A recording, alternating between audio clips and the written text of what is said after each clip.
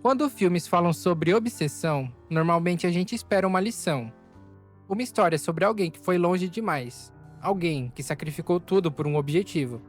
Alguém que perdeu a própria vida tentando alcançar alguma coisa. E olhando para personagens como Andrew, Nina ou Lo Bloom, é fácil imaginar que esses filmes estão tentando dizer exatamente isso. Não vale a pena. Pare antes que seja tarde. Mas existe um detalhe estranho, porque na maior parte do tempo estava funcionando.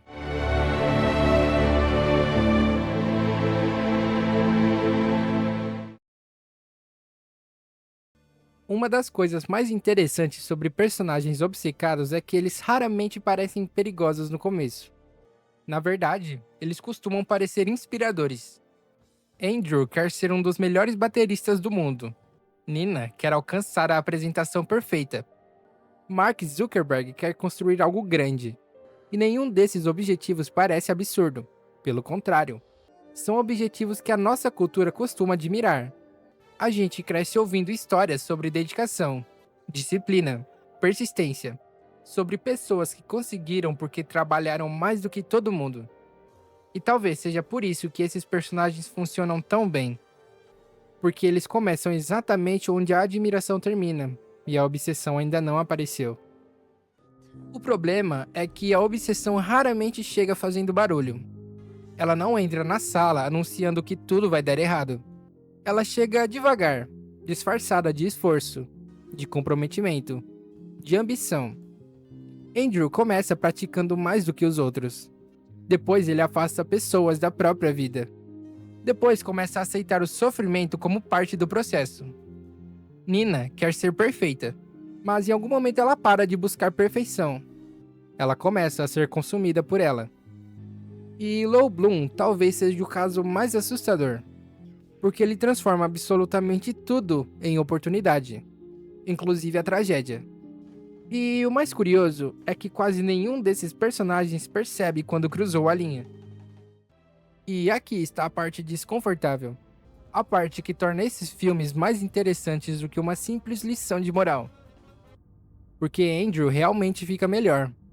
Nina realmente alcança aquilo que buscava. Lo realmente sobe na vida. E Andrew realmente se torna o mágico que queria ser.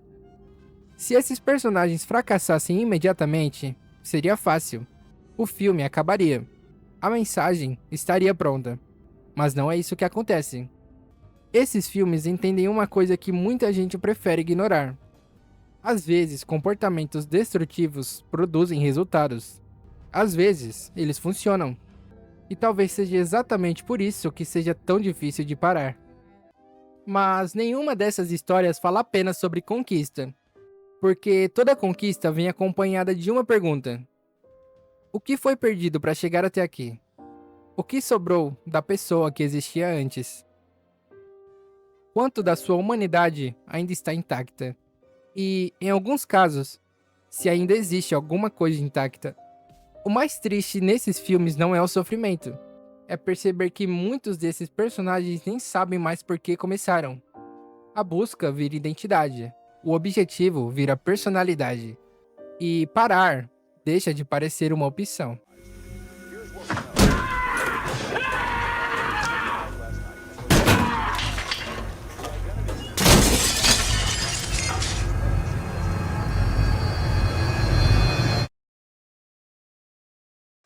E talvez exista uma razão para esses filmes continuarem aparecendo. Porque eles exploram uma fantasia muito específica. A ideia de que existe uma versão extraordinária de nós mesmos esperando do outro lado do esforço, do outro lado do sacrifício, do outro lado da dor. E parte de nós quer acreditar nisso. Quer acreditar que toda grandeza exige um preço, que excelência e sofrimento caminham juntos. Mas esses filmes também fazem outra pergunta. Uma pergunta bem menos confortável. Quanto você estaria disposto a perder para conseguir exatamente o que quer? Porque personagens como esses nunca sabem quando parar. E talvez seja por isso que eles continuam tão fascinantes.